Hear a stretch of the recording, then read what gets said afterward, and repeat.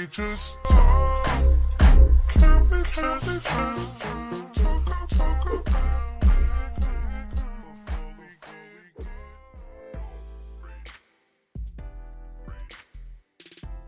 What's going on, everybody? Thank you for tuning in. It's your girl NeNe here back in the cup once again. Y'all read the title, you already know. We're going to review Real Housewives of Atlanta. This is season 12, episode 10. The title of this one is Living on the Edge, okay?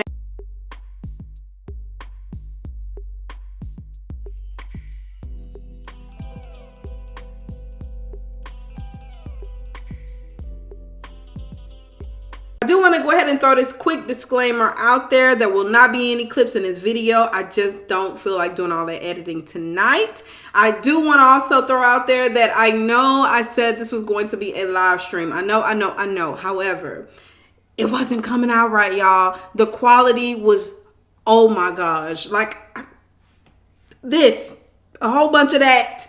And I don't like that, okay? A whole bunch of drop frames. I talked to my husband. He told me that I needed to get an Ethernet cable, y'all. I was trying to do all that on Wi-Fi. It wasn't working, okay? So, with that said, today could not be a live stream. I did order the Ethernet cable and stuff from Amazon that I needed for my laptop. So, hopefully, it makes things better. And if so, then tomorrow's review will be a live stream. If not, it'll be another upload without clips because it just takes so much time, okay? Anyway, enough of all that. I do want to say welcome to all of my new and old subscribers. Thank you guys so much for tuning into my videos. You guys do not know how much I appreciate it. And if you're new here thinking about subscribing, have not made your decision yet, I do hope that you love this video and you decide to subscribe with the bell so that you're notified every time that I upload. And I do want to also say that to my old and new subscribers, please make sure you hit the bell so that way when I do go live, when the streams are working properly, that you guys will get the notification so that way I'm on here talking to somebody other than myself. All right. Anyway, enough rambling. Let's go ahead and get into this review. So we started off where we ended last week, and we were on some rooftop somewhere. Okay, we are in Canada because they're there for Carnival. Now, NeNe walked up when we ended last week. So NeNe comes up. Everybody, y'all know she got, issues with Porsha, Cynthia, Kenya, Eva. So it's just one of those situations where we're like, what's gonna happen? Because it seemed like the only ones that she's cool with is Marlo, Kandi, and Tanya, okay? She comes there and she walked up at a time where they're talking about, Porsha had the conversation with Eva, because y'all remember Eva made that comment that pissed Porsha off, especially the fact that I done told you all my business and you gonna have the nerve to throw that back up in my face and, try to shade me when you're talking to Kandi and Cynthia. So they had that conversation. Then Kenya had a conversation with, who did Kenya talk to? Oh, it was Cynthia. Y'all remember that she's saying that she did not do that with ill intentions when it came to like, girl, I think he's gonna propose to you. She's saying that she just, just ran her mouth and she shouldn't have. I still don't believe what Kenya's saying. I'm sorry, she just got caught. I do believe that Kenya did that on purpose because Kenya is a little bit miserable, okay? And that's just how I feel about that. Y'all comment down below. Let me know what y'all think, okay? NeNe said something. She said, I would have loved to be there talking about Cynthia's engagement when he proposed to Cynthia, right? And I found that a little funny because I thought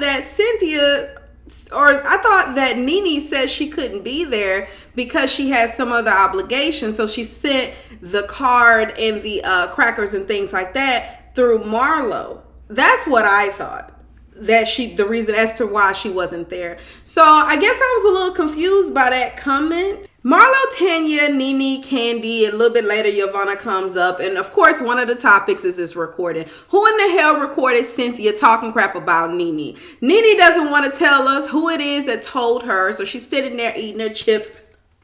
I don't know. I'm like, sis, you know exactly who it is. She calls Kandi KMZ because she says Kandi know a little bit of everything, honey. Kandi know everybody's business. Y'all just don't know what's going on with her. Love B. Scott is one of the blog, or the only blog, I believe, that released the letter verbatim that Cynthia was, or not that Cynthia, but that NeNe wrote to Cynthia. And it's like, well, Kenya was like, well, of course, this is something that NeNe would do. She's going to make it look like she's the bigger person. So, of course, she sent it and leaked it to the blogs or whatnot. NeNe Leaks tells us her last name may be Leaks, but she ain't leaked shit. Now, she did tell us that this is something that Kenya would do. It's right up her alley. There was one period of time where the letter was lost. Cynthia couldn't find it, so maybe Kenya leaked it to the blogs, because NeNe says she don't talk to blogs. NeNe, now you know you a good liar, right? Because you was on Armand's show. You gave him a phone interview. You were also, I think, on AT Aliens YouTube channel as well. These are 2 blogs, okay? So you do talk to blogs. It just depends on what the topic is. All the ladies, they're trying on their custom-made costumes for Carnival. Now, let y'all know something, honey. Those are a bunch of bad body bitches, honey. I just wish, you know what? I need to get me together, girl. I was looking at, I said, yo, look at that. Yes. Kandi, Porsha, I mean, everybody walking around there looking really, really nice, honey. Those are body goals. Do you hear me? And so Tanya, y'all, I really like Tanya. She's just so happy. She's like a burst of positive energy amongst all of the negativity that goes amongst these ladies. So I really do like Tanya. You know, she's growing on me. I don't know. Y'all give me some of her history. Eva and NeNe tells us that they will be leaving soon, and I guess this was an opportunity for NeNe to go ahead and squash whatever beef that she had with Eva. And she let her know, look, I'm sorry. We need to move forward. Eva told her piece about why it really hurt her that you were my friend and I asked you to come out there with no mic. And you came out there with the mic on and you talked to me, and I didn't find out until after everything happened on TV with everybody else. They squashed it and I was happy for that. I said, okay, here we go, NeNe. Progress, okay? Now we're in the Sprinter with the ladies. They're going to I think it's called the CN Tower. We actually have one of those in San Antonio, Texas. I never got up there because my husband is scary, honey. He's scary. We've never been on an airplane before. We're supposed to go to California in June, and I told him that we will be getting on an airplane for the very first time as a family, and he is terrified, okay? So that's one of the reasons why we haven't gotten on this tower in San Antonio, Texas, because he's like, I'm not getting up there. Absolutely not. I don't care. I love you, babe, but we not doing it. This is the opportunity for the ladies to try something different in Toronto. So they all get up there, NeNe and Eva. They couldn't do it. Well, Eva wanted to do it, but because she's pregnant with baby, they said absolutely not. And NeNe, she's just scared. She said, nah, that's one of the things I don't do. She said when she was younger, she used to go get on a little carousel and ride around on a little horse, but she was never getting on anything, you know, those big rides and stuff like that. She wasn't doing it. Kenya told us that she don't expect an apology or anything from NeNe because it's just not happening. And NeNe agreed. She ain't doing it. She's not. NeNe and Eva, you know, I told y'all they stayed back and they're talking about the other ladies, you know. So are you going to talk to Cynthia? Do you plan to talk to Porsha? You know, what happened there? So when she talks about Porsha, she's like, you know, I feel like what Porsha did to me is equivalent to revenge porn. You know, it's like when your husband releases your personal your nudes and stuff. You know, I feel like that's the same way that I felt when she released those text messages. And I'm like, girl, you can't compare the two. You on here, this is what Porsha said. You're going to sit on here and play one type of way. But behind the scenes, you're texting me, Piggy, I'm hungry and stuff like that 6 days after I give birth to a baby and I'm already feeling insecure about my body. You're going to text me this stuff as my big sis. So yes, I'm going to expose you for what you're saying, but I'm not exposing your nudes, okay? We can't compare the two. I don't think it's a fair comparison. Y'all let me know what y'all think. I honestly feel like the only reason why NeNe is bothered by Porsha releasing those text messages only because it makes her look a certain way. It has nothing to do with the fact that she truly... Listen, why would you even send her something like that? As a sister, as a friend, as a castmate, like, I just don't understand why you would text her something like that, body shaming, and then have the nerve to say, it's equivalent. You know, that's personal. It was between her and I. Girl, bye. So Dennis sends flowers to Porsha, and Porsha is extremely happy and feeling herself because her man is taking their relationship serious now. He's really trying to fight for his family, and she thought whatever, I can't remember what the verbiage was, but it's something about doggone or whatever. It's like a play on words of being a dog. And she was really happy about that. She called her sister and she's just like, oh my gosh, can you believe he sent me some flowers, girl? But I told him that we was going to be going to the ball players party later on. He doesn't really know his family, and I'm going to be having some cornbread or whatnot. But anyway, girl, so I'm going to post some thirst trap pictures. And the sister on the phone like, well, I told you no talking, you know, taking it slow and stuff like that. But bad connection, hangs up the phone. Then later on, we see Dennis pop up with Tanya's fiance in her room. So he says that he's fighting for his girl. He wants his girl back.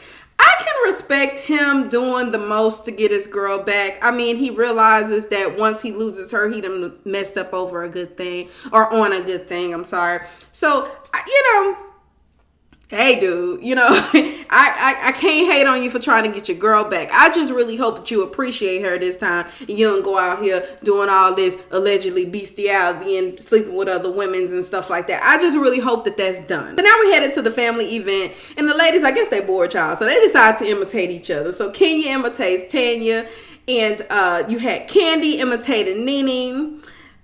It was okay. I mean, those were not hilarious. I think the funniest one was when Porsha imitated Cynthia. Oh, we're here. Oh, who I'm on the phone with? Oh, it's Mike. You know, that one was funny to me. And when Giovanna imitated Porsha, and she was walking around here with, you know how you do that little walk as if you got the big booty? You got some chicken. What about some deviled eggs? What about some deviled eggs? I was like, this girl is hilarious as hell. Now, those two imitations was funny. So then we actually get to the event. It's a really nice event. Don't look like a little kickback that I would have. You know, I think of family functions is, you know, we at somebody's house and everybody's just sitting around, just having a good old time. I keep thinking about when Love and Hip Hop Atlanta, when Carly had that little kickback or whatever. That's what I'm thinking about. So Kandi, Kenya, and Porsha, they're at the bar and they start talking about this recording. Who in the hell recorded Cynthia? They decide to figure it out themselves. They see Giovanna over there. Kandi says, look, I've already asked Giovanna and she told me flat out no. And so I think it was it was Porsha. And she was like, no, but it's okay because now we're applying pressure. So if we ask her again, you know, eventually she'll break. And Candy's like, you know what? I do think she's like at the point where she's willing to break. Like she's going to break. So then they say, okay, so Kenya's going to be bad cop. Porsha is going to be good cop, bad cop. And then Kandi is going to be quiet cop. Okay, she's just there. So when they bring Giovanna over there, they have a drink for her and they're asking her these questions like, who recorded Cynthia? Do you know who recorded her? Then you have Kenya stand there. I'm like, what the fuck? Why are we doing this? Like, why? Okay. So she's standing there doing that. I cannot take this whole situation serious. I don't know how Giovanna, Kandi, and Porsha were able to keep a straight face as she's standing there. I'm like, what the fuck? So Giovanna says she didn't do it, but she knows who did it, and the person is there. Kandi is now pissed because she's like, wait a minute, because this person could be recording me, and I don't think I like that idea. So can you please let us know who it is? And she's like, no, I'm not going to do that, but I do know who did it. And when that person feels comfortable, they're going to come out and they will let you know. Of course, the ladies don't like that. I don't like it either. Why do we got to play these games? Let me know who did it. Then too, I still feel like it was Giovanna in the first place. So hell, it might be Giovanna. Marlo done already told us it wasn't her. So maybe this is Giovanna's way of playing games with the ladies, even though she really did it, but still protecting herself. So Cynthia and NeNe have a conversation. Marlo is sitting there. They talk about the engagement. She says that, you know, she's really happy for Cynthia. Cynthia shows her the ring. She compliments the ring.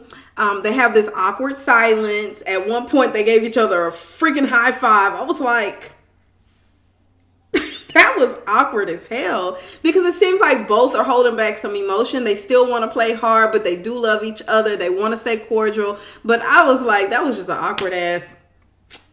When all else fails, give a high five. I really love the fact that NeNe is out here, you know, owning up to what she did. She's being accountable and actually trying to fix these relationships that are broken with these ladies. Okay, at least most of them. She says she don't see that happening with Kenya. I don't know the back history behind that, so y'all let me know down below. But I do love the fact that she's out here trying to make it work. Later on, we see Dennis come up there. He's introduced by Tanya. He gets on his knee. Looks like he's proposing again, which he said that he was going to do. So, of course, we'll talk about that next week. And hopefully next week it's a live stream, so that way I don't have to edit any more videos and I have everything working properly, okay? Y'all pray for Nisha that we can get this together. All right, y'all, that's pretty much it. Get into the comments. Let me know what y'all thought about this episode. And until next time, bye. I'm ready to go. This tea is super hot.